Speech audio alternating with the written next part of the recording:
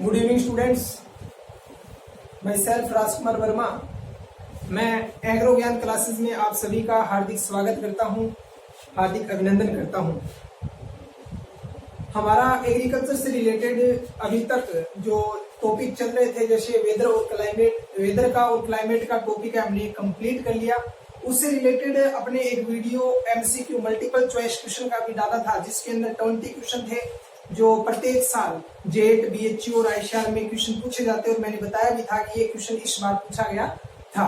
तो उससे रिलेटेड अपना एक और पॉइंट रह गया था, वो था मानसून, जो कि वेदर और क्लाइमेट में है, जो आपके आईसीआर और बीएचयू में क्वेश्चन पूछे जाते हैं इनसे रिलेटेड। वैसे वेदर और क्लाइमेट का टॉपिक बहुत बड़ा है, लेकिन अपने को अकॉर्डिंग टू सिलेबस उसी के हिसाब से अपने को करना है। इनके अलावा मैं आपको बता दूं कि बायोलॉजी, केमिस्ट्री, इनकी क्लासेस भी सुचारू रूप से चालू है अभी, और उनके जैसे वीडियो कंटिन्यू अपलोड हो रहे हैं। ऑर्गेनिक और इनऑर्गेनिक केमिस्ट्री की क्लासेस जल्द ही अपलोड होने वाली है। तो आप ज्यादा से ज्यादा इस वीडियो को शेयर कीजिए, इस चैनल को शेयर कीजिए और सब्सक्राइब कीजिए, ताकि जो भी वीडियो अपलोड हो उनका नोटिफिकेशन आप तक पहुंच सके। तो हमारा टॉपिक है आज का, वो है मानसून। और मानसून में प्रत्येक साल एक दो क्वेश्चन पूछे भी जाते हैं, और मैंने ऑब्जेक्टिव टाइप में उनके क्वेश्चन भी डाले थे, ऑब्जेक्टिव जैसे कि किस टाइप का क्वेश्चन आते हैं। तो मानसून सबसे पहले अपने को नाम से, जैसे कि मानसून, ये देखना है कि मानसून कौन सी भाषा का शब्द है। पिछली बार आईसीआर में पूछा गया क्वेश्चन, फर्स्ट क्वेश्चन ये था कि कौन सी भाषा का शब्द है। वैसे मैंने आपको लगभग में शब्द बता दिए, कौन सी भाषा का, लैटिन भाषा का शब्द है, कौन सी ग्रीक भाषा का शब्द है, कौन सी अरबी भाषा का शब्द है, रोमन भाषा का, फ्रेंच, संस्कृत, ये 5-7 वर्ड हैं जिनके शब्द अलग अलग हैं। तो वो मैंने आपको बता दिए। और मानसून भी पहले बताया था आपको। मानसून कौन सी भाषा का शब्द है? अरबी। मानसून अरबी भाषा का शब्द है, जो कि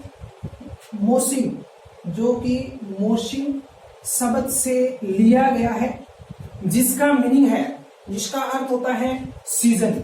जिसका अर्थ क्या होता है? सीजन। जैसे कि सीजन के अंदर बात करें तो एक ईयर के अंदर फसलों से रिलेटेड 3 सीजन आते हैं, रबी सीजन, खरीफ सीजन और जायद सीजन। उन्हीं से रिलेटेड सीजन के अकॉर्डिंग मानसून को किस टाइप से बांटते हैं कि वो उस सीजन में आता है। तो मैं 3 बातें ध्यान रखनी है आपको कि मानसून कौन सी भाषा का शब्द है? अरबी भाषा का, जो कि मौसम शब्द से लिया गया है, जिसका अर्थ होता है सीजन।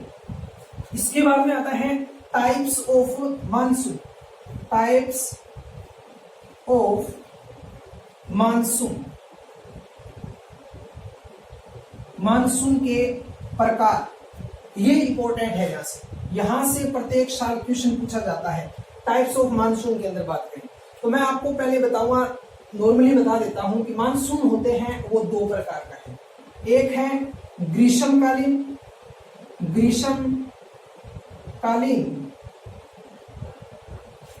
इसको दक्षिणी पश्चिमी मानसून भी कहते हैं। ग्रीष्मकालीन मानसून या दक्षिणी पश्चिम मानसून। सेकंड है शीतकालीन या उत्तरी पूर्वी मानसून। ये 2 टाइप के मानसून आते हैं इंडिया के अंदर। एक तो है ग्रीष्मकालीन या दक्षिणी पश्चिमी मानसून, एक है शीतकालीन या उत्तरी पूर्वी मानसून। इसको आप समझने की कोशिश कीजिए पहले। जैसे कि अपने पास ये मैं इंडिया का नक्शा बना रहा हूं यहाँ पर, जैसे राजस्थान या इंडिया का। आप पहले दिशा से समझिए इसको कि किस प्रकार से है। अगर दिशा की बात करें तो 4 दिशाएं होती हैं। जैसे इसको मैंने इस प्रकार से डिवाइड कर दिया, इसको मैंने इस प्रकार से डिवाइड कर दिया। तो ये है ऊपर वाली कौन सी दिशा होती है? उत्तरी। ये है उत्तरी दिशा। ये है पश्चिम, और ये होती है दक्षिण, और ये है पूर्वी दिशा।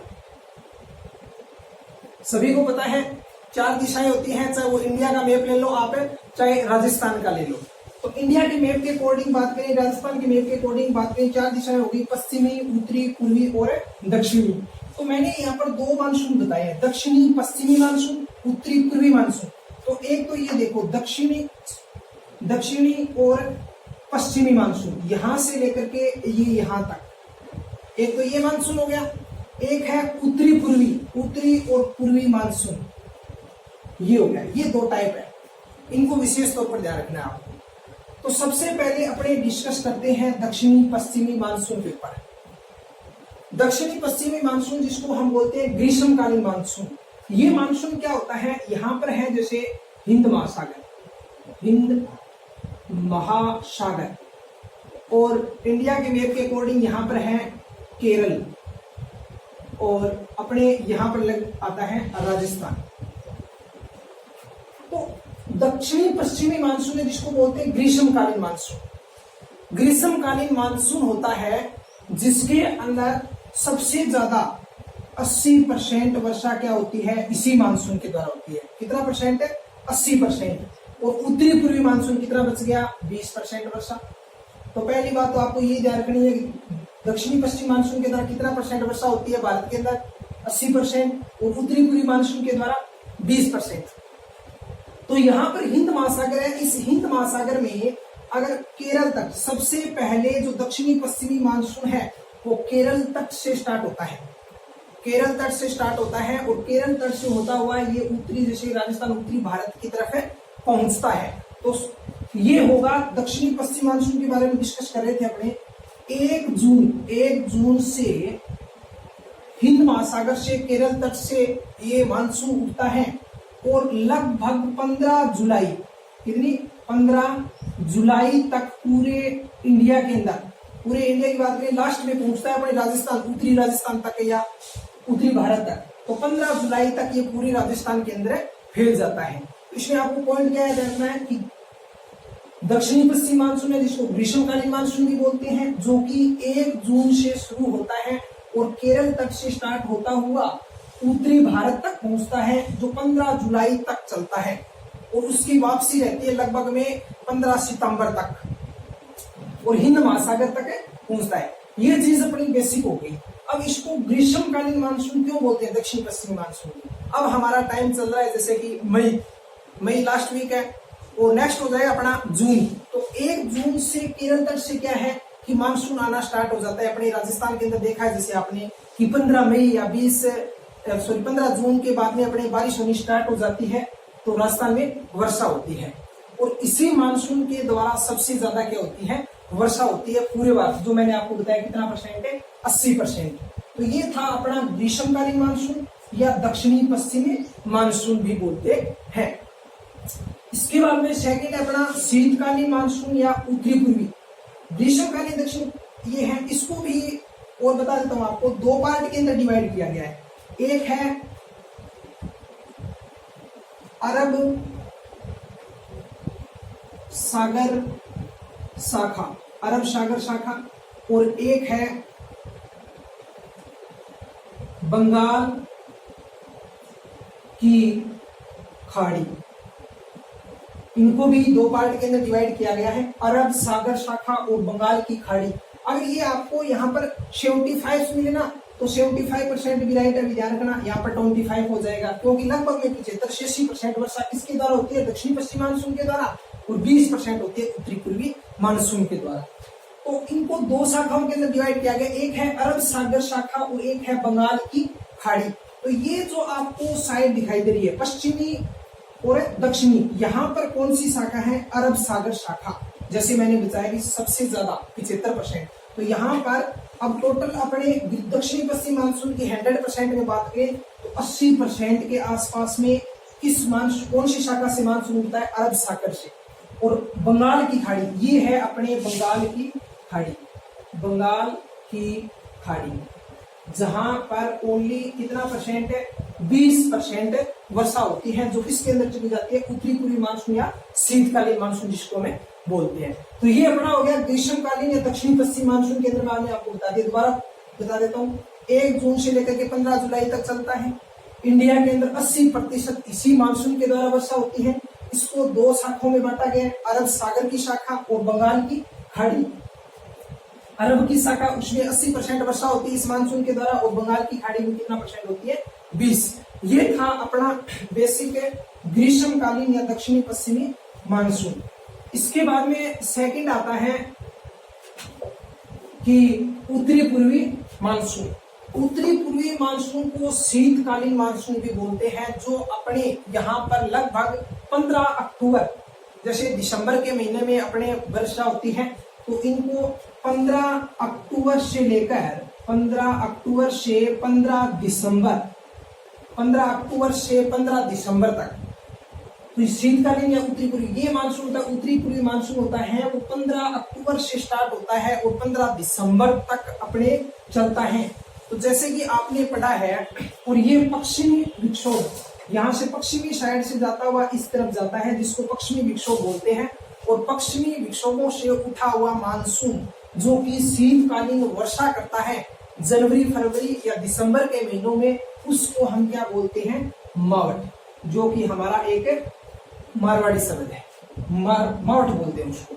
मावठ के द्वारा वर्षा होती है, वो कौन से महीने में होती है, आपको वहां पर मिलेगा जैसे दिसंबर से जनवरी, वो अकॉर्डिंग टू सीरीज, जो सीरीज दी हुई है उसके अकॉर्डिंग उसका क्या रहता है, राइट आंसर। तो ये ध्यान रखना, मावठ है वो कब आती है और कौन से मानसून से संबंधित है, तो वो शीतकालीन मानसून से संबंधित है। जेठ में बस यही क्वेश्चन है, एक नॉर्मल टाइप का क्वेश्चन पूछा जाता है। तो शीतकालीन मानसून 15 अक्टूबर से प्रवेश करता है और 15 दिसंबर तक चलता है।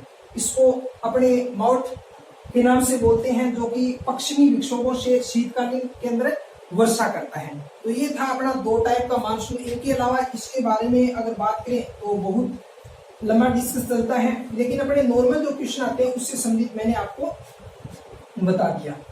ग्रीष्मकालीन और ये अपना मानसून के टाइप हो गए। अब इसके बाद में देखो कि एक पॉइंट आता है मानसून के अंदर वेदर फोरकास्टिंग, जिसको बोलते हैं मौसम पूर्वानुमान। मौसम पूर्वानुमान इनको बोलते हैं वेदर फोरकास्टिंग।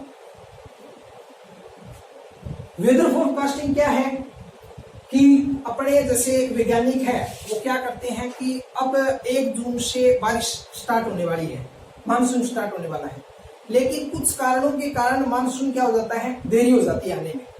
तो उनकी जानकारी, पूर्व जानकारी रखना क्या कहलाता है, वेदर फोरकास्टिंग या मौसम पूर्वानुमान। कहने का अर्थ है मौसम के बारे में पहले से अपने को जानकारी प्राप्त करना क्या होगा, मौसम पूर्वानुमान होता है। इससे संबंधित जैसे NC, इससे संबंधित एक सेंटर बना हुआ है NCM, national centre medium range weather forecasting. देखो दोबारा सुनना, national centre for medium range weather forecasting. Weather forecasting ये मीडियम रेंज आई है क्योंकि जो टाइप्स ऑफ है वेदर फोरकास्टिंग है उसमें हम 3 टाइप पढ़ेंगे, एक मीडियम रेंज आएगी, उससे संबंधित है ये। तो इनका हेडक्वार्टर या मुख्यालय कहां पर स्थित है, दिल्ली में, सॉरी नई दिल्ली में। आप याद रखना, कई बार दिल्ली और नई दिल्ली दे देते हैं, तो इसका राइट आंसर क्या होगा, नई दिल्ली। और इसको याद रखने का अपना तरीका क्या है, कई बार डायरेक्ट पूछ लेते हैं NCMRWF का मुख्यालय कहां पर स्थित है, तब अपने कंफ्यूज हो जाते हैं। इसको याद रखने का तरीका ये है, देखो N से क्या हो गया, नई, ठीक है, तो NC, अब C है यहाँ पर, और जैसे अपने दिल्ली को स्टार्ट करते हैं तो D से स्टार्ट होती है, तो C के बाद में क्या आएगा, D। तो इसको याद रखने का तरीका यही हो गया, N से न्यू हो गया और C के बाद में D, दिल्ली। तो इसका मुख्यालय कहां पर स्थित है, नई दिल्ली में स्थित है। इसके बाद में टाइप्स ऑफ वेदर फोरकास्टिंग, प्रकार की बात करें कि कितने प्रकार के अंदर इसको डिवाइड किया गया है, तो वेदर फोरकास्टिंग है वो 3 भागों में बांटा गया। कितने भागों में बांटा गया है, 3 पार्ट है इसके, 3 टाइप्स। कौन कौन से देख लेते हैं। सबसे पहले अपना short range weather forecasting, second है अपना मीडियम रेंज वेदर फोरकास्टिंग, और थर्ड है अपना लॉन्ग रेंज वेदर फोरकास्टिंग। सबसे पहले शॉर्ट, हिंदी में और बता देता हूं आपको, लघु अवधि मौसम पूर्वानुमान, इनको बोलते हैं मीडियम को मध्यम अवधि मौसम पूर्वानुमान, और ये है दीर्घ अवधि मौसम पूर्वानुमान। ये तीन है, short range weather forecasting, medium range weather forecasting, third है लॉन्ग रेंज वेदर फोरकास्टिंग। ये तीन टाइप है। इन तीनों टाइप के बारे में डिस्कस करते हैं। जैसे मैंने बताया टाइप्स ऑफ वेदर कास्टिंग है। सबसे पहले देखते हैं शॉर्ट रेंज। इसमें अपने को कितने दिन तक का पता चलता है कि मानसून कब आने वाला है, आगे का मौसम कैसा रहेगा, आगे की जलवायु कैसी रहेगी। तो शॉर्ट रेंज वेदर फोरकास्टिंग होता है, वो होगा आपका 1 से 3 दिन का। इसमें 1 से 3 दिन तक अपने पहले ही जानकारी प्राप्त होती है कि आगे का मौसम किस प्रकार से रहने वाला है। तो इसकी अवधि कितनी होती है, 1 to 3 डेज, 1 से 3 दिन। सेकंड है medium range weather forecasting. Medium range, अब 3 को आप यहां से ले लीजिए, 3 से लेकर के 10 दिन। और यही क्वेश्चन आपका जेट एग्जाम 2017 और 19, इसके अलावा प्री पीजी 2017 में भी ये क्वेश्चन है पूछा गया था।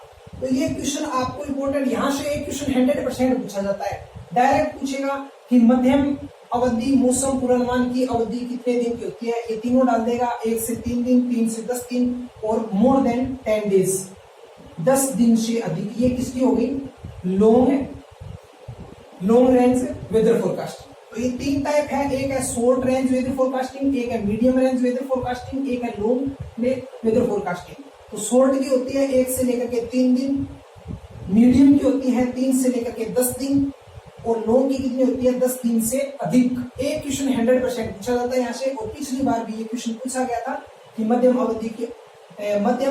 मौसम पूर्वानुमान की अवधि कितनी होती है। तो जो अपने को इम्पोर्टेंट चीजें उन्हीं के बारे में डिस्कस करना है, न कि थ्योरेटिकल के बारे में।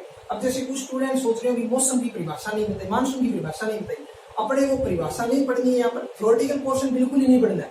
अपने को उन चीजों पर ध्यान देना है जिनसे संबंधित क्वेश्चन पूछे जाते हैं और बार बार बोर्ड एग्जाम के अंदर है। इनके अलावा जेट, बीएचयू, आईसीआर कंपटीशन में क्वेश्चन आते हैं। तो आपको इनसे संबंधित ये चीज, जैसे मैंने मानसून बता दिया, कौन सी भाषा का शब्द है, मानसून कितने प्रकार का होता है, वेदर फोरकास्टिंग क्या होती है, वेदर फोरकास्टिंग के टाइप्स कितने होती है, उनकी रेंज कितनी होती है, इसी से संबंधित क्वेश्चन पूछा जाता है। और इसी के साथ में अपना जो वेदर और क्लाइमेट का जो टॉपिक है वो कंप्लीट होता है। तो आप ज्यादा से ज्यादा इस वीडियो को शेयर कीजिए ताकि आपके द्वारा जो नया वीडियो डाला जाए उसका नोटिफिकेशन आ सके। थैंक यू, धन्यवाद।